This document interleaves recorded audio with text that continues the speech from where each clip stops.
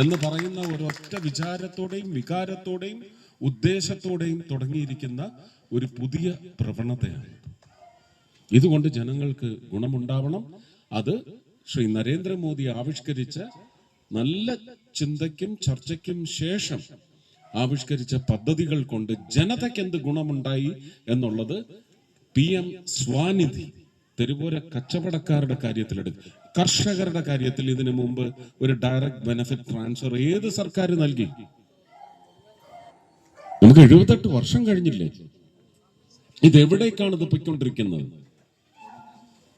അപ്പൊ ഇങ്ങനെയുള്ള എല്ലാ കാര്യങ്ങളും നിങ്ങൾ വോട്ട് ചെയ്യുന്നതിന് മുമ്പ് നിങ്ങൾക്കുള്ളിൽ മറ്റ് ഒരു രാഷ്ട്രീയത്തിന്റെ സമ്മർദ്ദമില്ലാതെ, അവരുടെ ഇൻഫ്ലുവൻസ് ഇല്ലാതെ നിങ്ങൾക്ക് ചിന്തിച്ച് വോട്ട് ചെയ്യാൻ പറ്റുന്ന ഒരു കാലഘട്ടം വന്നാൽ മേയറും കോർപ്പറേഷനും ഒക്കെ ഈ പറഞ്ഞ ഏത് സുരേഷ് ഗോപി കൊടുത്താലും, ഏത് പാർട്ടിയിൽ സുരേഷ് ഗോപി കൊടുത്താലും ജനനന്മയ്ക്ക് വേണ്ടി നടപ്പിലാക്കുന്ന ഒരു പ്രവണത ഉരുവാകും. അത് ഉയർന്നു വരണം. വരാതെ ജനതയ്ക്ക് ഉതകുന്ന ഭരണം ഈ ലോകത്ത് സംഭവിക്കില്ല, കേരളത്തിലും സംഭവിക്കില്ല, തൃശ്ശൂരിലും സംഭവിക്കില്ല, ഈ കൗൺസിലിലും സംഭവിക്കില്ല. അപ്പൊ അതിനെന്താ വേണ്ടതെന്ന് ഒരു വ്യംഗ്യം പോലെ പറഞ്ഞ് ആ ഉത്തരവാദിത്വം എന്നിൽ ഏൽപ്പിച്ച ഗോപു ഭയങ്കര മിടുക്കനായ രാഷ്ട്രീയക്കാരനാണ്. ഇത്രേ പറയുന്നുള്ളൂ. നിയമസഭാ തെരഞ്ഞെടുപ്പിന് ഭാരതീയ ജനതാ പാർട്ടിയുടെ ശക്തമായ സാന്നിധ്യം ഭരണത്തെ നിയന്ത്രിക്കുന്ന തരത്തിലുള്ള, അങ്ങനെ തുടങ്ങാം നമുക്ക് ഒരു സാന്നിധ്യം നിങ്ങൾ കേരളത്തിലെ വോട്ടർമാരാണ് തീരുമാനിക്കേണ്ടത്. അതുപോലെ തന്നെ കോർപ്പറേഷൻ, ഞാൻ ഉറപ്പായ വാക്ക് തരുന്നു, കോർപ്പറേഷനിൽ 56 ഡിവിഷനുകളിൽ 2 ഡിവിഷനാണ് ഇപ്പൊ കൂടിയിരിക്കുന്നത് അല്ലെ, ഒന്നേ കൂടിയിട്ടുള്ളൂ. ഓക്കെ, 56 ഡിവിഷനിൽ ഒരു 30 ഡിവിഷനും ഭാരതീയ ജനതാ പാർട്ടിയുമായി ചേർന്ന് നിൽക്കുന്ന സംഘത്തിന് നിങ്ങൾ ഏൽപ്പിക്കുക. എല്ലാ കാര്യങ്ങളും വൃത്തിയാമണ്ണം നടക്കും, ഉറപ്പാണ്. ഇനി നമുക്ക് നിങ്ങളുടെ സംസാരം കേൾക്കാം. ഞാൻ എന്ത് പരിഹാരം എന്നുള്ളത് ഞാൻ പറയുന്നതിനെക്കാട്ടിലും അത് ഈ നാട്ടിലെ മുഴുവൻ ആളുകളും ഏറ്റെടുക്കുന്നത് സുരേഷ് ഏട്ടൻ പറഞ്ഞതുകൊണ്ടാണ്, അല്ലെങ്കിൽ പറയുന്നത് കൊണ്ടാണെന്ന് മനസ്സിലാക്കിയത് കൊണ്ട് അദ്ദേഹം നമ്മുടെ മുമ്പിൽ വെച്ചിട്ടുള്ള ഒരു റിക്വസ്റ്റ് ഉണ്ട്. ആ റിക്വസ്റ്റ് വേറൊന്നുമല്ല, ശാശ്വതമായ പരിഹാരം കോർപ്പറേഷനും കൂടി ഭാരതീയ ജനതാ പാർട്ടി ജയിച്ചു വരണം എന്നുള്ളത് തരണതാണ്. കോർപ്പറേഷൻ കഴിഞ്ഞാൽ നിയമസഭ. എന്തായാലും സുരേഷ് ഏട്ടൻ പറയേണ്ടത് പറഞ്ഞു. ഇനി 2-3 ആളുകൾ 1-2 ചോദ്യം ചോദിക്കണം. 2-3 കാര്യം പറഞ്ഞു. വളരെ പെട്ടെന്ന് ചോദിക്കാം, കാരണം ഞാൻ 10 മിനിറ്റിനുള്ളിൽ അവസാനിപ്പിക്കണം. ആർക്കാ ചോദിക്കേണ്ട വെച്ചാൽ ചോദിക്കാം.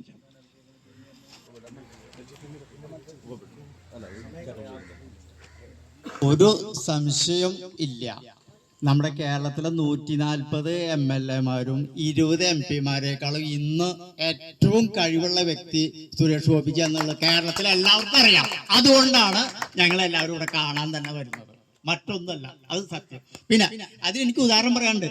ഒരു കർഷകരും ഉപഭോക്താക്കളും തമ്മിലുള്ള ഒരു സംരംഭത്തിന് വേണ്ടി ഞാൻ സുരേഷ് ഗോപിജിനെ ക്ഷണിക്കാൻ വേണ്ടി ഒരു ലെറ്റർ അയച്ചപ്പോൾ എനിക്ക് എൻ്റെ ഫയലിലെ ആശംസകൾ അയച്ചു തന്ന ലെറ്റർ ഇരിക്കുകയാണ്, കണ്ടോ. ഇത്രയും അപ്പൊ അത്രയും മറ്റുള്ള ഒരാളും, പ്രസാദ് മന്ത്രി, കേരളത്തിലെ പ്രസാദ് മന്ത്രി, അതുപോലെ നമ്മുടെ ചേലക്കരയുള്ള MLA ഒരു തിരിഞ്ഞു നോക്കിയില്ല, മറുപടി തന്നില്ല.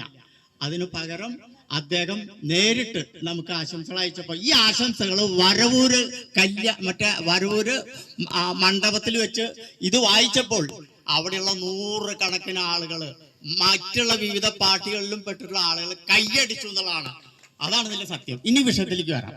നമ്മുടെ ഈ കുണ്ടുവാറയിലുള്ള ഇവിടെ ഇരിക്കുന്ന ആളുകൾക്കൊക്കെ ഒരുപാട് കാര്യങ്ങൾ പറയാനുണ്ട്. അതെന്തുകൊണ്ടാണെന്ന് വെച്ച് കഴിഞ്ഞാൽ ഇത്രയും കാലം ഇവിടെ കോർപ്പറേഷൻ ജനകീയ സഭകൾ പലപ്പോഴായിട്ട് നടന്നു. ഈ ജനകീയ സഭകളിലൊക്കെ ഞങ്ങൾ ഇവിടെ പലരും പോയിട്ട് പല ഡിമാൻഡുകളും വെച്ചിട്ടുണ്ട്. ഒറ്റെണ്ണം പോലും നടപ്പാക്കിയിട്ടില്ല. ഇവിടെ റോഡ് വീതിയിൽ കൊണ്ടുവന്നു, ബസ് റൂട്ട് കൊണ്ടുവരാൻ വേണ്ടിയിട്ടാണ് അത് ഉണ്ടാക്കിയത്. പക്ഷേ എന്തുണ്ടായി, ഒരു മിനി ബസ് പോലും ഓടിക്കാൻ 15 വർഷമായിട്ടും കഴിഞ്ഞിട്ടില്ല റോഡ് പണി കഴിഞ്ഞിട്ട്. ഒന്ന്, അതുപോലെ തന്നെ നമ്മുടെ കുണ്ടുവാറ ഇവിടുന്ന് ഇങ്ങോട്ട് ഇറങ്ങണ റോഡ്, പണ്ട് സ്ഥലം ഇഷ്ടം പോലെ എടുത്തോളോ നിങ്ങൾ, റോഡ് വീതി കൂട്ടാൻ ഞങ്ങൾ സ്ഥലം വിട്ടു തരാന്നിട്ട് ആ വാര്യത്തെ സ്ഥലങ്ങളും അപ്പുറത്തും ഇപ്പുറത്തുള്ള ആളുകളൊക്കെ സമ്മതിച്ചു. പക്ഷെ അത് രാഷ്ട്രീയ മുതലെടുപ്പിനായിട്ട് ഉപയോഗിച്ച് ഒരു തവണ ഇത്രയൊക്കെ നടന്നില്ല, ഇനി അടുത്ത തവണ ഞാൻ മത്സരിക്കുമ്പോൾ അത് മേടിച്ചാൽ മതി എന്ന് പറഞ്ഞിട്ട് അത് ആ പരിപാടി ഇപ്പം നടക്കാതെ പോയി. ഇപ്പൊ എന്താ പറയുക, അങ്ങോട്ടും ഇങ്ങോട്ടും 2 കാറുകൾക്ക് പോലും കടക്കാൻ പറ്റാത്ത പോലെ ബ്ലോക്കായി നിൽക്കുന്നത്. അതുപോലെ തന്നെ 5 സെന്റ് സ്ഥലം അവിടെ കിടക്കുന്നുണ്ട്, കുണ്ടുവാറ തോടിൻ്റെ അടുത്ത്. ഞങ്ങളൊക്കെ എല്ലാപ്പോഴും പോകുമ്പോൾ കാണുന്നതാണ്. ആ സ്ഥലം ഒരു കെട്ടിടം വെച്ച് ഒരു വായനശാല, അതുപോലെ സ്ത്രീ സംരക്ഷണ കുടുംബശ്രീകൾക്കുള്ള ഓഫീസ്, അതുപോലെ തന്നെ തൊഴിൽ പഠന കേന്ദ്രം, അങ്ങനെ എന്തെല്ലാം കാര്യങ്ങൾ അവിടെ നടപ്പാക്കാം. ഇതുവരെ എത്ര കോർപ്പറേഷനിൽ എത്ര ഇതിൽ നമ്മൾ അവതരിപ്പിച്ചു, പറ്റിയിട്ടില്ല. ഇതുവരെ അത് നടപ്പായിട്ടില്ല. മനസ്സിലായ? അതുപോലെ തന്നെയാണ് ഇഷ്ടം പോലെ നമ്മുടെ കൃഷിഭവൻ, വിൽവട്ടം കൃഷിഭവൻ, അതുപോലെ തന്നെ നമ്മുടെ ചെമ്പൂക്കാവ് കൃഷി പ്രിൻസിപ്പൽ ഓഫീസ്, വലിയ കെട്ടിടമാണ്. ഇവരൊന്നും ഒരു മര്യാദയ്ക്ക് പണിയെടുക്കായിരുന്നെങ്കിൽ ഏക്കർ കണക്കിന് സ്ഥലം ആണ് ഇവിടെ വിജനമായി കിടക്കുന്നത്. പല ആളുകളുടെയും സ്ഥലം ഇഷ്ടം പോലെ വിജനമായിട്ട് കിടക്കുകയാണ്. ഒരു കുടുംബശ്രീയോ അല്ലെങ്കിൽ തൊഴിലുറപ്പ് പദ്ധതിയോ ആളുകളെ കൊണ്ട് എങ്ങനെയെങ്കിലുമൊക്കെ സംഘടിപ്പിച്ച് ഒരു ഫാം പോലെ ഉണ്ടാക്കി ഈ പച്ചക്കറി എന്തെങ്കിലും തുടങ്ങി കഴിഞ്ഞാൽ ഈ നാട്ടിൽ വേണ്ടതായിട്ടുള്ള എല്ലാ പച്ചക്കറികളും ഉൽപ്പാദിപ്പിക്കാൻ വേണ്ടതായിട്ടുള്ള സ്ഥലം ഇഷ്ടം പോലെ വേസ്റ്റായി കിടക്കുകയാണ് ഇവിടെ. അതിലേക്ക് പോലും ഭരണാധികാരികൾ തിരിച്ചെത്തിയിട്ടില്ല. ഇവിടെ ഈ ഫാമ പ്രൊഡ്യൂസർ കമ്പനി പ്രബലമല്ലേ തൃശ്ശൂർ ജില്ലയിൽ? തിരുവനന്തപുരത്ത് ഫാമ പ്രൊഡ്യൂസർ ഓർഗനൈസേഷൻ, ഞങ്ങളവിടെ Thiruvananthapuram FPC pharma producer company register ചെയ്ത് ശക്തമായി നടക്കുന്നുണ്ട്. കൃഷി ഉൽപ്പന്നങ്ങൾ, പച്ചക്കറി, അതിന്റെ വിത്ത് വിതരണം തുടങ്ങി അതിന്റെ ഉൽപ്പന്നങ്ങൾ വാങ്ങി ന്യായവിലയ്ക്ക് കർഷകന് നേരിട്ട് ലാഭം എത്തുന്ന തരത്തിലുള്ള വിപണി എന്താണോ 2019-ലും 2020-ലുമായിട്ട് കാർഷിക നിയമങ്ങളിലൂടെ എന്താണോ ശ്രീ നരേന്ദ്രമോദി വിഭാവനം ചെയ്തത്, ആ പദ്ധതി അന്ന് ഇവരെല്ലാം കൂടെ തുരങ്കം വെച്ച് ഇല്ലാതാക്കി. അതിന് പകരം കർഷകനെയും, അതായത് ഉൽപാദകനെയും ഉപഭോക്താവിനെയും തലോടുന്ന തരത്തിലൊന്നും ഇതിന് തുരങ്കം വെച്ച് നശിപ്പിച്ച ഒരു രാഷ്ട്രീയ കക്ഷിക്കും ചെയ്യാൻ സാധിച്ചിട്ടില്ല. ഇല്ലെങ്കിൽ പിന്നെ ഇപ്പോഴും നെല്ല് സംഭരണം എന്ന് പറഞ്ഞ് ഇവിടെ ഒരു സർക്കസ് ഒരു വശത്ത് നടത്തിക്കൊണ്ടിരിക്കുമ്പം വെറുതെ കേന്ദ്രത്തിന്റെ കാശ് കിട്ടിയില്ല, അതുകൊണ്ട് കൊടുക്കാൻ പറ്റിയില്ല എന്ന സ്ഥിരം മുറവിളി. മറുപക്ഷത്ത് കർഷകൻ എന്ത് തലോടലാണ് നിങ്ങൾക്ക് നൽകാൻ സാധിച്ചത്? ചോദിച്ചാൽ ഉത്തരമില്ല, അതിന് പ്രതിപ്രവർത്തനവുമില്ല. ഇപ്പോഴും ഒരു കാലത്തും കിട്ടാൻ പോണില്ല എന്ന് പറഞ്ഞ്, പക്ഷേ ശീലം, മണ്ണിനെ പെരുമാറിയുള്ള അവന്റെ ശീലം അവൻ മാറ്റിവെക്കാൻ തയ്യാറില്ല. വീണ്ടും കടമെടുത്ത് കൃഷി ഇറക്കുകയാണ്. ഈ അവസ്ഥ ഇവിടെയുണ്ട്. സമഗ്രമായ മാറ്റം ഭരണതലത്തിൽ ഉണ്ടാവണമെങ്കിൽ ഈ എപ്പോഴും നമ്മൾ പറയും റൺ ഓഫ് ദ മിൽ, ഇത്രയും കാലം എങ്ങനെയാണോ ഇട്ട് തട്ടി കളിച്ചത്, രാഷ്ട്രീയത്തിലൂടെ നേടിയെടുക്കുന്ന അധികാരവും വെച്ച് ജനങ്ങളുടെ ജീവിതത്തെ തട്ടിക്കളിക്കുക, അതാണ് ഭരണം, ഗവർണൻസ് എന്ന് വിചാരിക്കുന്ന സമ്പ്രദായം. ആ മൈൻഡ് സെറ്റ് നമുക്ക് ഉടയ്ക്കാൻ സാധിക്കണം. പുതിയ ഗവർണൻസിന്റെ മൈൻഡ് സെറ്റ് വരണം. മനസ്ഥിതി ആദ്യം മാറണം, ഇല്ലാതെ പ്രവർത്തനം മാറില്ല. അതിന് നവോത്ഥാനം ഭരണ യന്ത്രം വഴി കൊണ്ടുവന്ന ഒരു ചരിത്രം, അത് 11 വർഷത്തെ ചരിത്രം നിങ്ങൾക്ക് ഹൃദയത്തിൽ സ്വീകരിക്കാൻ കഴിഞ്ഞതാണെങ്കിൽ, അതിന്റെ നന്മ നിങ്ങൾക്ക് ചുറ്റും അനുഭവയോഗ്യമാകുന്നത് കാണാൻ സാധിച്ചതാണെങ്കിൽ, ആ പുതിയ മൈൻഡ് സെറ്റിനെ നിങ്ങൾ അംഗീകരിക്കണം. നിങ്ങളത് കേരളത്തിലെ രാഷ്ട്രീയ ഭരണ അല്ലെങ്കിൽ അധികാര ഭരണ കാര്യങ്ങളിൽ ആ മൈൻഡ് സെറ്റ് കൊണ്ടുവന്ന് സ്ഥാപിക്കുന്നതിന് ആദ്യത്തെ ലെവൽ പ്രവർത്തകർ നിങ്ങൾ തന്നെയാണ്. അത് ഓരോ പഞ്ചായത്ത് വാർഡിലും, ഓരോ കോർപ്പറേഷൻ ഡിവിഷനിലും, മുനിസിപ്പാലിറ്റി ഡിവിഷനിലുമാണ് അത് ആരംഭിക്കേണ്ടത്. അത് ഈ നവംബർ ഡിസംബർ മാസങ്ങളിൽ നിങ്ങൾ ഉറച്ച തീരുമാനം ഈ ശക്തമായ ചൂണ്ടുവിരൽ കൊണ്ടെടുക്കണം. ഇല്ലെങ്കിൽ പിന്നെ നമുക്ക് മുഷ്ടി ചുരുട്ടി ഇത് ആവശ്യപ്പെട്ട് കീഴടങ്ങേണ്ടി വരും, പരാജയപ്പെടേണ്ടി വരും. മുഷ്ടി ചുരുട്ടി നമുക്കൊന്നും നേട്ടമാവില്ല. പക്ഷെ ഈ ചൂണ്ടുവിരലിന്റെ ശക്തി എല്ലാ അർത്ഥത്തിലും, അല്ലേ? ഒന്ന് നമ്മൾ സ്നേഹത്തോടൊന്നിങ്ങനെ എന്താ നോണ്ടുക എന്ന് പറയും, അല്ലേ? അതുപോലും ഈ വിരലിന് ആ പവറുണ്ട്, സ്നേഹത്തിന്, ചോദ്യം ചെയ്യാനുള്ള, ഉത്തരം വാങ്ങുന്നതിനുള്ള. അന്നേരമൊക്കെ ചുമ്മാ പറഞ്ഞ് ഓരോ തത്വങ്ങളാണ് ഈ പ്രജയിട്ട് തട്ടിക്കളിക്കുന്നത് പോലെ. നീ ചൂണ്ടുവിരൽ ചൂണ്ടുമ്പോ 4 വിരൽ നിന്റെ നേരെയാണ് ചൂണ്ടുന്നത്, ഞാൻ ഇങ്ങനെയും ചൂണ്ടും. എല്ലാം ഓരോ പിന്തിരിപ്പൻ തത്വങ്ങൾ പറഞ്ഞ് മനുഷ്യന്റെ ബുദ്ധിയെയും അവന്റെ മൂളയെയും മഥിക്കുക, ഇത് മാത്രമേ നടക്കുന്നുള്ളൂ. അപ്പൊ തീരുമാനം നിങ്ങൾ ചൂണ്ടുവിരൽ കൊണ്ട് പോളിംഗ് ബൂത്തിൽ പോയി ഒരു പുതിയ നിശ്ചയം ഉറപ്പിച്ചാൽ മാറ്റത്തിന്റെ പുതിയ നിശ്ചയം കുറിക്കപ്പെടും.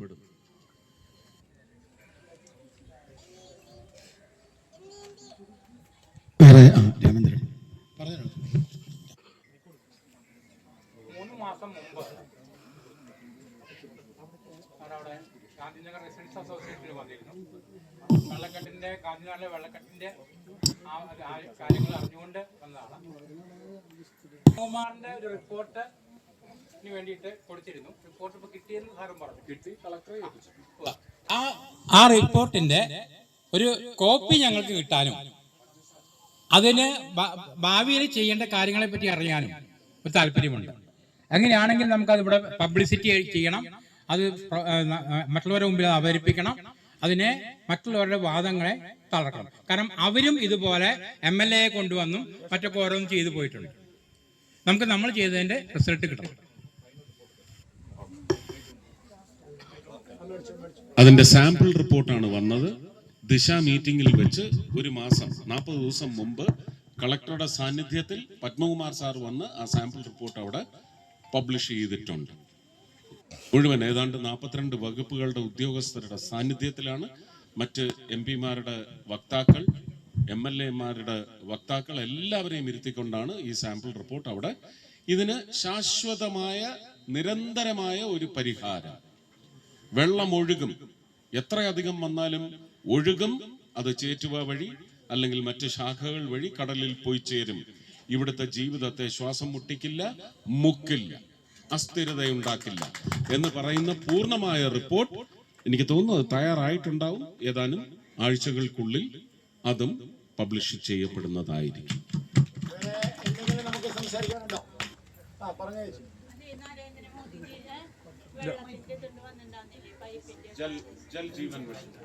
ജൽജീവന്റെ അത് കഴിഞ്ഞ വർഷം ഇതാക്കി, ഇവിടുന്നൊക്കെ കുറേയൊക്കെ ഇതാക്കി.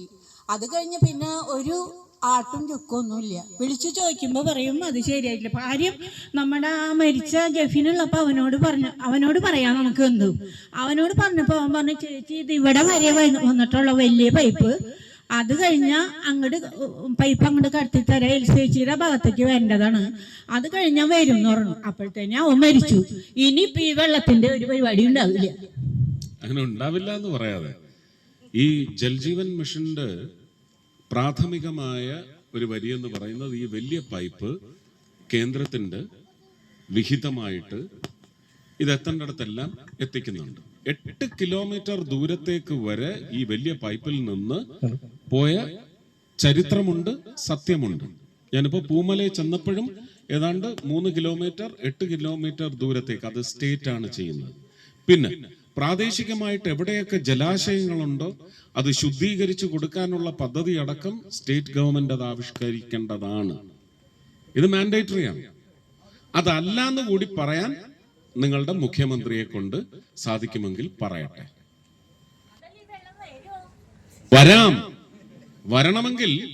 വരണമെങ്കിൽ ഞാൻ പറഞ്ഞില്ലേ, ഒറ്റ ഉത്തരം പറഞ്ഞാൽ ഭരണം ഇങ്ങ് ഏൽപ്പിക്കണം.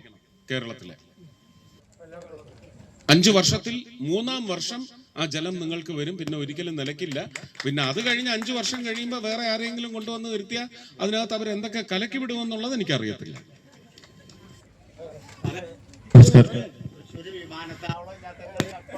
അയ്യോ, അതൊന്നും പറയല്ലേ.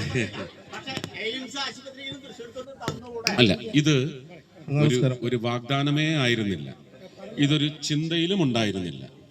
ഞാൻ 2016 രാജ്യസഭാ MP ആയപ്പോൾ തുടങ്ങി ശ്രീ നഡ്ഡയോട് ഒരേ ഒരു സ്ഥലമേ പറഞ്ഞിട്ടുള്ളൂ. അന്ന് കേരള സർക്കാർ കൊടുത്തതിനകത്ത് കോഴിക്കോടോ ഒന്നുമില്ല, തിരുവനന്തപുരം അങ്ങനെയുള്ള 2-3 പേരുകളാണ് കൊടുത്ത്, ആലപ്പുഴ കൊടുത്തില്ല. ഞാൻ അദ്ദേഹം ആരോഗ്യമന്ത്രിയായി 2019 വരെ ഇരിക്കുമ്പോഴും ചോദിച്ചപ്പോൾ പറഞ്ഞത് ആലപ്പുഴ മാത്രം അവരെഴുതി തരുന്നില്ല.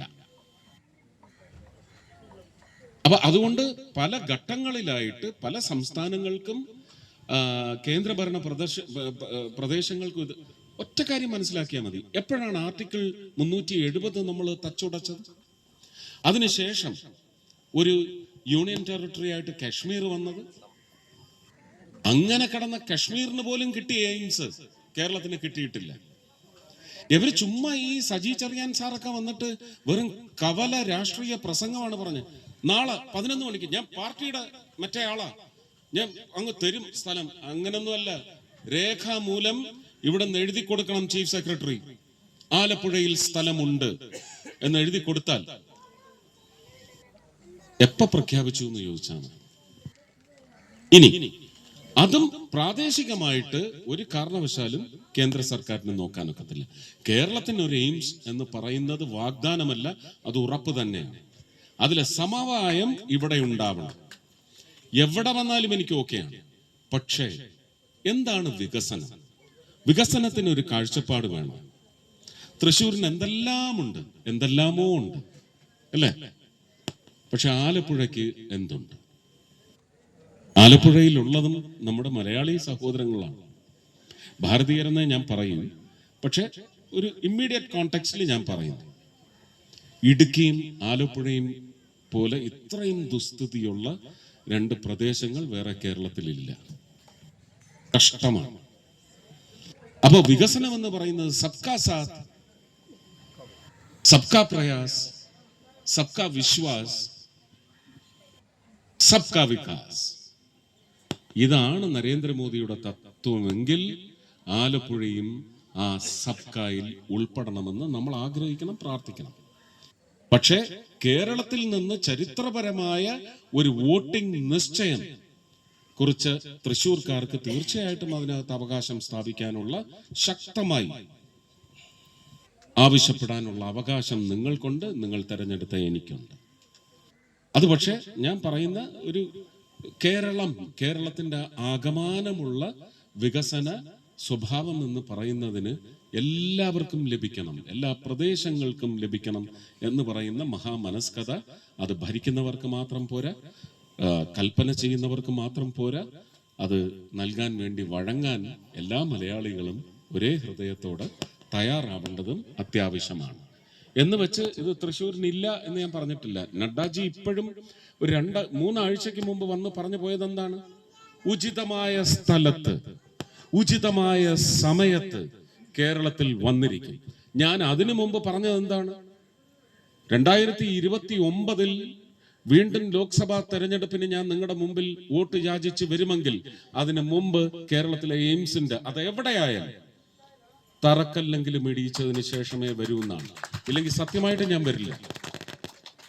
ഞാൻ എങ്ങോട്ടും പോകുമെന്നും വിചാരിക്കണ്ട, ഞാൻ തിരിച്ച് എൻ്റെ കുടുംബത്തേക്കേ പോകും. നമസ്കാരം, ഞാൻ മനോജ് മുണ്ടപ്പാട്ട്. സുരേഷ് ചേട്ടൻ്റെ ഒരു ഡിപ്പാർട്ട്മെന്റ് ആയിട്ടുള്ള ഒരു ടൂറിസമായിട്ട് ബന്ധപ്പെട്ട ഒരു സംഗതിയാണ് എനിക്ക് റിക്വസ്റ്റ് ഉള്ളത്. ഞാനിവിടെ 50 വർഷമായിട്ട് നടക്കുന്ന ഫ്ലവർ ഷോ, നമുക്കറിയാം തൃശ്ശൂർ ഫ്ലവർ ഷോ, അതിന്റെ ഗ്രീൻ ഹോർട്ടിക്കൾച്ചർ സൊസൈറ്റിയുടെ സെക്രട്ടറിയാണ്.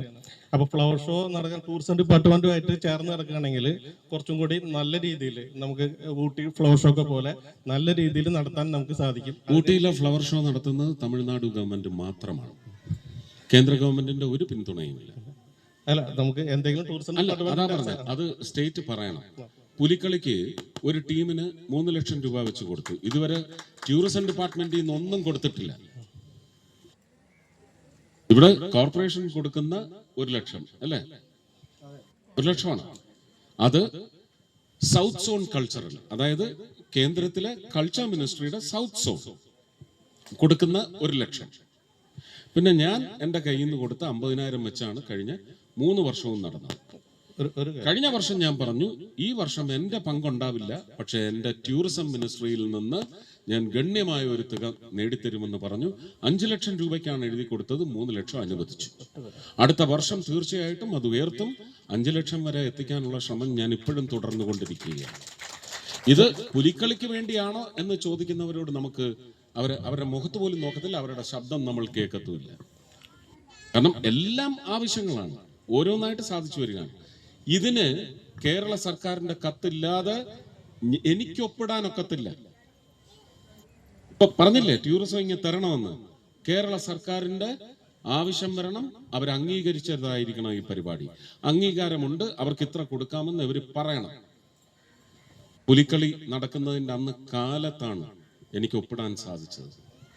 അതിന് കുറ്റം പറയുകയാണ്, മേയറെ അറിയിച്ചില്ല എന്ന്. സത്യമാണ്, നേരത്തെ അറിയിക്കാൻ സാധിച്ചില്ല. അതിൻ്റെ തലേന്നാണ് ഇവിടുന്ന് ടൂറിസം ഡിപ്പാർട്ട്മെൻറ്റിൽ നിന്ന് ഞങ്ങൾക്ക് ശുപാർശ കത്ത് വന്നത്. അതിനുശേഷം മാത്രമാണ് എനിക്ക് ഒപ്പിടാൻ സാധിച്ചത്. അപ്പം ഇങ്ങനെയുള്ള കാര്യങ്ങളുണ്ട്. കേരളത്തിലേക്ക് 4 വമ്പൻ പദ്ധതികൾക്കാണ് പണം കൊടുത്തിട്ടുള്ളത്.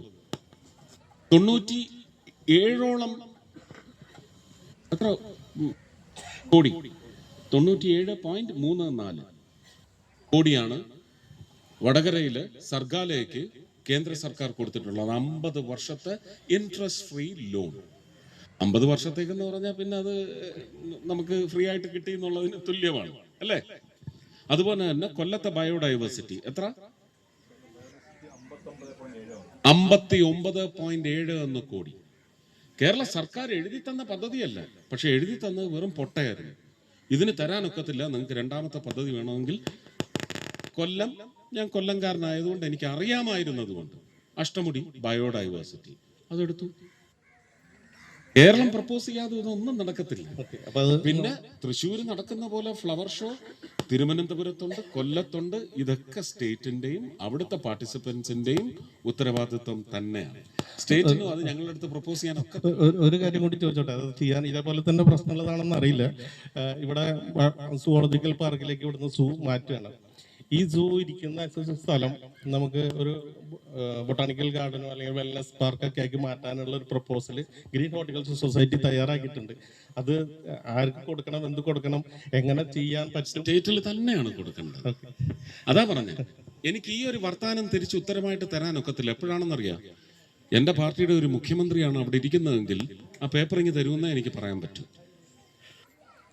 അത് സാധിച്ചു തരാനുള്ള നീക്കം നടത്താനേ എനിക്ക് സാധിക്കൂ. ഇപ്പൊ എനിക്ക് അതിന് കഴിയുന്നില്ല. അങ്ങനെയുള്ള ഒരു മുഖ്യമന്ത്രി ഉണ്ടാവട്ടെ എന്ന് പറഞ്ഞു. അതെന്തായാലും ഗംഭീരെ. ഞാൻ വേറെ ചോദ്യങ്ങളൊന്നും എന്താ മോളെ പറഞ്ഞോ.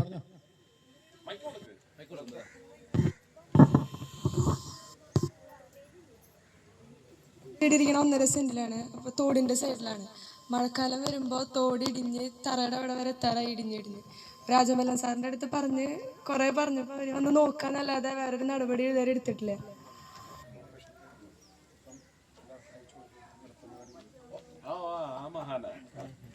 അതൊന്ന് ഇടപെടുന്നത്. ഞാൻ നോക്കട്ടെ മോളെ, ഈ ഇലക്ഷൻ ഒന്ന് കഴിഞ്ഞോട്ടെ. നിങ്ങളും നിങ്ങളുടെ ഒരു ഇലക്ഷൻ തീരുമാനം എന്ന് പറയുന്നത് ശക്തമായി ഒരു തിരുത്തിക്കുറിപ്പ് രേഖപ്പെടുത്തും. ഈ സുരേഷ് നമ്മളടുത്ത് വന്നു, നമ്മളോട് സംസാരിച്ചു.